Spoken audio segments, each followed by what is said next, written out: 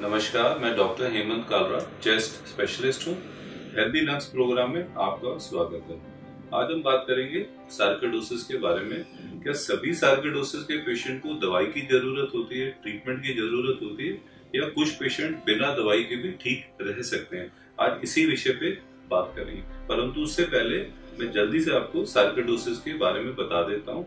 Sarcoidosis आखिर होती क्या है, इसके लक्षण क्या होते हैं, क्लिनिकल सिम्टम्स क्या होते हैं और इसको डायग्नोस कैसे किया जाता है। सार्कोइडोसिस एक प्रकार की इन्फ्लेमेशन है, सूजन है, जिसमें कुछ खास प्रकार के सेल्स गुच्छे के रूप में, जिसको हम ग्रैनुलोमास कहते हैं, शरीर के अलग अलग हिस्सों में पनपते रहते हैं, जिससे पेशेंट को कई प्रकार की दिक्कत आती है, सिम्टम्स आते हैं। अब इसके क्लिनिकल सिम्टम्स क्या होते हैं, लक्षण क्या होते हैं? अधिकतर पेशेंट में देखा जाता है कि पेशेंट को कोई भी दिक्कत नहीं होती है। कुछ पेशेंट में नॉन स्पेसिफिक सिम्टम्स होते हैं। नॉन स्पेसिफिक मीन्स उसका मतलब क्या है?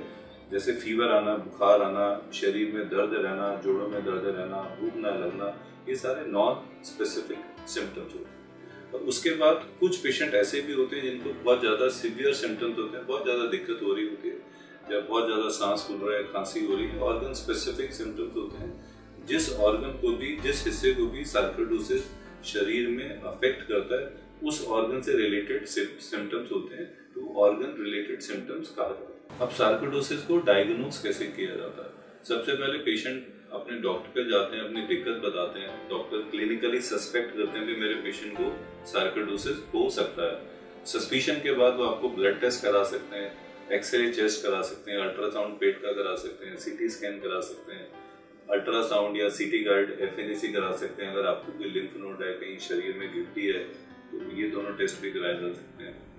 पल्मोनरी फंक्शन टेस्ट कराया जा सकता है, ब्रोंकोस्कोपी की जा सकती है। ये सारे टेस्ट कराए जाते हैं और इसके बाद सार्कोइडोसिस का डायग्नोसिस आसानी से बन जाता है। सार्कोइडोसिस शरीर में कहाँ पे हो सकती है? सार्कोइडोसिस एक मल्टी सिस्टमिक डिजीज है, इसलिए शरीर के किसी भी हिस्से को सार्कोइडोसिस अफेक्ट कर सकती है। परंतु ये देखा जाता है कि 80 से 90% केसेस में लंग्स अफेक्टेड होते हैं, फेफड़े अफेक्टेड होते हैं। उसके बाद लिम्फ नोड्स को भी अफेक्ट करती है, स्किन की इन्वॉल्वमेंट होती है, आईज की इन्वॉल्वमेंट होती है। कुछ पेशेंट में kidneys, heart, nervous system, liver, इन सब की भी इन्वॉल्वमेंट हो सकती है। कुछ पेशेंट में ये भी देखा जाता है कि शरीर में कैल्शियम लेवल बढ़ जाता है, जिससे किडनी में स्टोन्स होने शुरू हो जाते हैं। तो ये सार्कोइडोसिस एक मल्टी सिस्टमिक डिजीज है, शरीर के किसी भी हिस्से को अफेक्ट कर सकती है।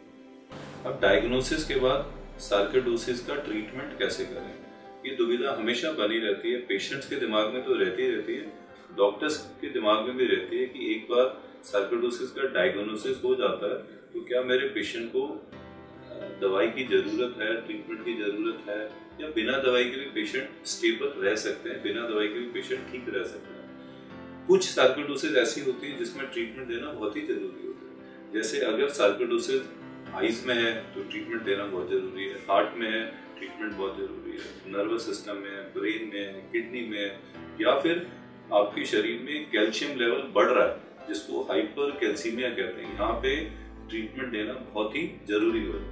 अब वो सार्कोइडोसिस जहाँ पर अक्सर कोई ट्रीटमेंट की जरूरत नहीं पड़ती है, जैसे सार्कोइडोसिस अगर आपके शरीर में लिम्फ नोड्स में है, वो लिम्फ नोड्स कहीं पर भी हो, आपकी गर्दन में हो, चेस्ट में हो, पेट में हो, या कहीं और हो, तो कोई भी ट्रीटमेंट की जरूरत नहीं पड़ती है।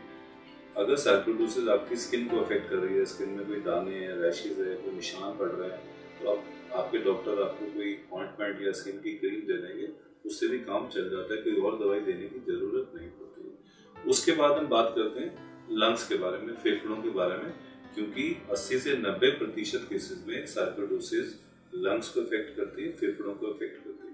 अब सार्कोइडोसिस अगर आपके लंग्स को अफेक्ट करती है, फेफड़ों को अफेक्ट करती है, जो कि 80 से 90% केसेस में देखने को मिलता है, तो उसका ट्रीटमेंट कैसे करें? लंग सार्कोइडोसिस के ट्रीटमेंट के लिए हमारे पास 4 पैरामीटर्स होते हैं। सबसे इंपॉर्टेंट जो होता है और जिसकी सबसे ज्यादा वैल्यू होती है, जिसको हम सबसे ऊपर रखते हैं, वो है पेशेंट के क्लिनिकल सिम्टम्स। पेशेंट को दिक्कत क्या हो रही है, उसकी सिवियरिटी कितनी है, उसको सबसे ऊपर रखा जाता है। दूसरे नंबर पे रेडियोलॉजी आती है, जिसमें एक्सरे चेस्ट होता है या सीटी स्कैन होता है चेस्ट का। तीसरे नंबर पे पल्मोनरी फंक्शन टेस्ट होता है, जिसको पीएफटी कहते हैं। इसमें देखा जाता है कि आपके लंग्स सार्कोइडोसिस से फंक्शनली कितने अफेक्टेड है। ये तीसरे नंबर पे होता है। और चौथे नंबर पे एक ब्लड टेस्ट होता है जिसको एस लेवल कहा जाता है। ये 4 पैरामीटर्स होते हैं जिसके बेसिस पे ये डिसाइड किया जाता है कि मेरे पेशेंट को सार्कोइडोसिस डायग्नोज हुआ है, उसको ट्रीटमेंट की जरूरत है या नहीं है, या बिना ट्रीटमेंट के भी पेशेंट स्टेबल रह सकते हैं। अब लंग सार्कोइडोसिस के पेशेंट को अगर कोई भी दिक्कत नहीं है, पेशेंट कहता है मुझे खांसी भी नहीं है, सांस लेने में दिक्कत नहीं है, बुखार नहीं है, और सीटी स्कैन पे लिम्फ नोड्स आ रहे हैं, गिल्टियाँ आ रही हैं, लंग्स में पैचेज आ रहे हैं, पल्मोनरी फंक्शन टेस्ट में थोड़ी सी दिक्कत आ रही है, थोड़ा सा कम आ रहा है, एस लेवल बढ़ा हुआ है, तो इस तरह के पेशेंट में कोई भी दवाई की जरूरत नहीं है। पेशेंट बिल्कुल स्टेबल रहते हैं, बिना दवाई के बिल्कुल ठीक रहते हैं। परंतु इस तरह के पेशेंट की रेगुलर मॉनिटरिंग की जरूरत होती है। हर 3 महीने में शुरू में आप CT scan, pulmonary function test, S level करा सकते हैं। बाद में इसको बढ़ाकर 6 महीने या 1 साल भी किया जा सकता है। अगर पेशेंट्स कह रहे हैं कि इनको हल्की फुल्की खांसी है, बुखार है, सांस लेने में दिक्कत है और लंग्स में पैचेज हैं, सीटी स्कैन पे पल्मोनरी फंक्शन टेस्ट में प्रॉब्लम है, एस लेवल बढ़ा हुआ है, तो भी इन पेशेंट को शुरू में इनहेलर्स पे, नेबुलाइजर से, कफ सिरप, पैरासीटामोल से मैनेज किया जा सकता है। परंतु इस तरह के पेशेंट की रेगुलर मॉनिटरिंग होना बहुत जरूरी है। अब अगर पेशेंट को दिक्कत बहुत ज़्यादा है, ऑक्सीजन का लेवल कम हो रहा है, खांसी बहुत ज़्यादा है, सांस लेने में दिक्कत है, बुखार है, बाकी पैरामीटर्स में भी दिक्कत है, सीटी स्कैन में पैचेज हैं, पल्मोनरी फंक्शन टेस्ट में प्रॉब्लम है, एस लेवल बढ़ा हुआ है, तो ये पेशेंट्स होते हैं जिनको ट्रीटमेंट देना बहुत ही जरूरी होता है। और ट्रीटमेंट के लिए कौन सी दवाई हमारे पास होती है? सबसे इम्पॉर्टेंट दवाई जो होती है, ट्रीटमेंट होता है सार्कोइडोसिस के लिए, वो स्टेरॉइड होते हैं। इस तरह के पेशेंट में अगर हम स्टेरॉइड जल्दी स्टार्ट करते हैं तो बहुत ही जल्दी अच्छा रिस्पॉन्स पेशेंट को देखने को मिलता है। और अंत में सार्कोइडोसिस डायग्नोज होने पर सभी पेशेंट को ट्रीटमेंट की जरूरत नहीं होती है, सभी पेशेंट को स्टेरॉइड देना जरूरी नहीं होता। जैसे मैंने पहले बताया, अगर आपकी सार्कोइडोसिस आईज में है, हार्ट में है, किडनी में, नर्वस सिस्टम में, ब्रेन में, और आपका कैल्शियम लेवल शरीर में बढ़ा हुआ है, तो आपको ट्रीटमेंट बहुत ही जरूरी है। इसमें स्टेरॉइड्स बहुत इफेक्टिव माने जाते हैं। जल्दी स्टेरॉइड स्टार्ट करने से बहुत जल्दी रिस्पॉन्स आता है।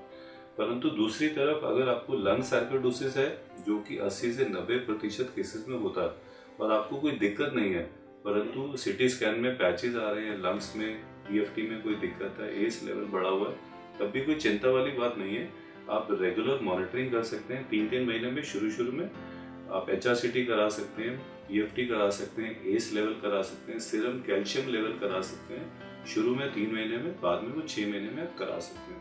परंतु अगर आपको दिक्कत बढ़ती है, सिम्टम्स बढ़ते हैं, खांसी बढ़ जाती है, सांस लेने में दिक्कत होती है, ऑक्सीजन कम हो जाती है, और बाकी पैरामीटर्स भी आपके खराब है, सीटी स्कैन में भी खराबी है, पल्मोनरी फंक्शन टेस्ट खराब है, एस लेवल बढ़ा हुआ है, तो आपको ट्रीटमेंट देना बहुत ही जरूरी है। और इस केस में भी, इस तरह की सार्कोइडोसिस में भी स्टेरॉइड्स देना बहुत ही इफेक्टिव माना जाता है। इसलिए जो सबसे ऊपर रखा जाता है क्लिनिकल सिम्टम्स, पेशेंट को दिक्कत है। अगर सिम्टम्स हैं और बहुत ज्यादा दिक्कत है तो ट्रीटमेंट की जरूरत है।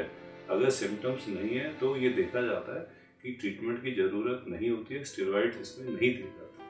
Thank you very much.